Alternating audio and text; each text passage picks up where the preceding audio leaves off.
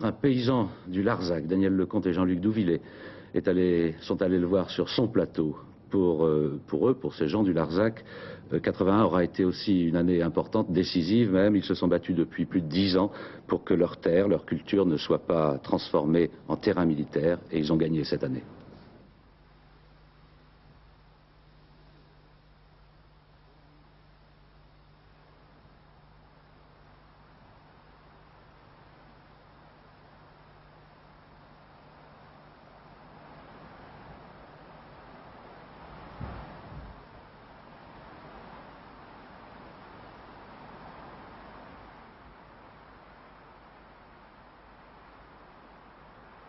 Moi, ce qui a changé personnellement, bon, cette année, vous avez les filles qui pas de nez depuis 6 ans devant l'année, là, bon, hein.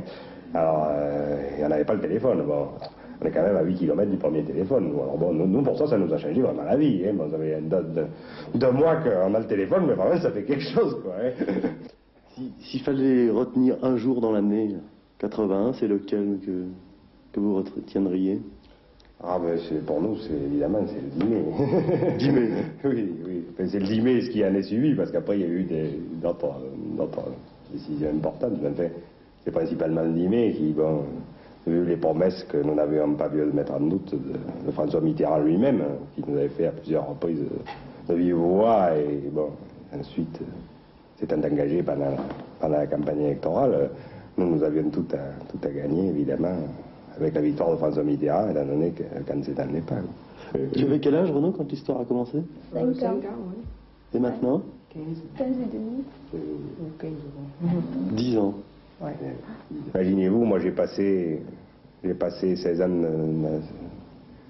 17 ans de ma vie ici déjà, et bon, sur 17 ans, j'en ai quand même passé 10 avec ma famille, avec cette épée de Damoclès sur le nez, quoi. Je les avais de tous les côtés, ils passaient sur la route, l'armée était omniprésente, quoi. Ça, bon, il y avait nous, on habite juste à côté d'un fortin qui s'appelait le Tournette, qui est une ferme qui a été occupée par l'armée pendant 3-4 ans. Je me souviens un jour, vous m'aviez dit, moi j'ai pas très envie de me battre pour me battre uniquement. Ah non, je suis pas militant pour être militant.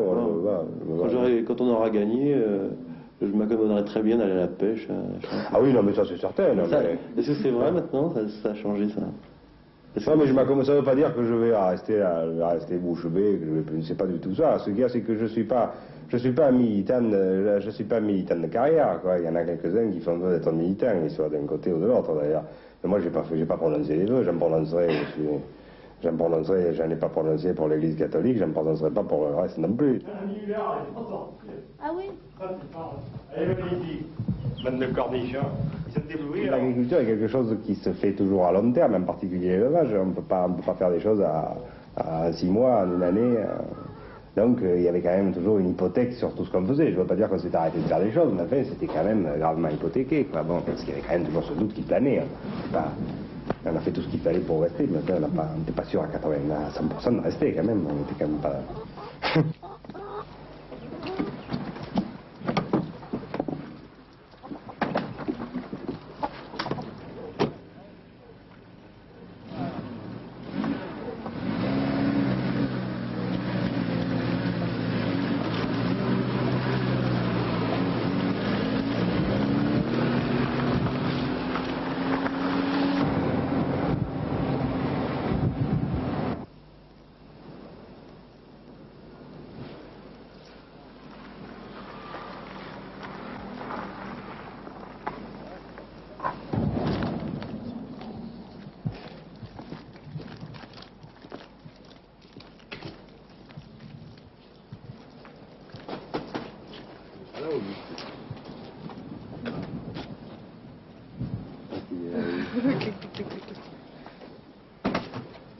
Bonjour.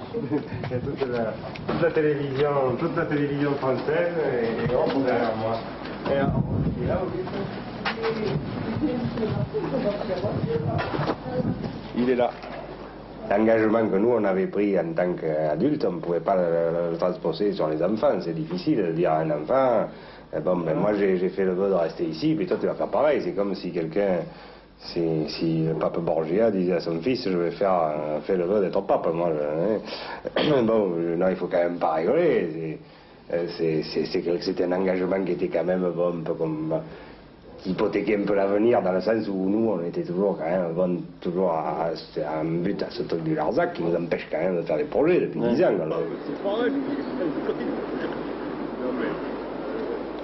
Tout le monde est pressé, il n'y a que moi qui ne suis pas pressé, c'est moi qui suis en avant. C'est ça qui est rigolo. Il semblait que c'était pas habité la dernière fois. Alors, c'est ça. Oh putain, la livre, c'est.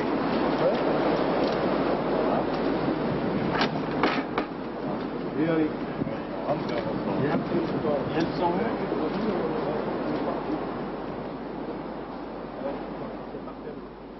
Vous vous êtes réunis le soir où vous avez appris qu'il n'y avait pas d'extension? Mais là, oui. Qu'est-ce que vous avez fait, une fête? Mais puis ça a duré 3 ou 4 jours, la fête, une fois d'un côté. Mais le premier jour, alors, je vous dirais que tous les voisins, et puis on s'est rassemblés vers la ferme de l'incendie à Millau, et on est allé à la salle de fête de Crécel jusqu'à 2 h du matin, ou 3 h, oui. On a arrosé ça. Pendant 3 jours, ça a duré? Non, en 2 jours, oui, on a bien arrosé. Oui, ben, c'est-à-dire que malgré tout, ça méritait ça, quand même. Ça méritait. Depuis 10 ans, quand même. Oui. On a pas le coup d'y passer 2 ou 3 jours, quand même. Bien content qu'on n'ait pas demandé quelques subsides aux caves de champagne là-bas, parce que quand même, on leur a fait. Mais c'est ceux qui avaient le téléphone, les coups de téléphone qui arrivaient, le téléphone en venait rouge, oui, tout le monde téléphonait de partout, quoi. Ah, oui, de toute la France. Ah oui, là, ça a été. Pour dire quoi? Qu'est-ce qu'ils disaient, les gens? Qu'ils étaient avec nous, quoi, qu'ils étaient heureux, qu'ils savaient que le Larzac était gagné, quoi. Auguste, vous vous voyez aujourd'hui, bon, est-ce que vous vous rencontrez maintenant aussi souvent qu'auparavant? Vous et puis les autres du... Mais si je vous disais que depuis la lutte, au début on se rencontrait peut-être un peu moins, puis toutes les semaines, et ça continue toujours, quoi. Et on se rencontre peut-être de plus en plus. Mais maintenant, vous parlez plus de la lutte, plus de la même façon. On parle de l'avenir du Larzac maintenant, quoi.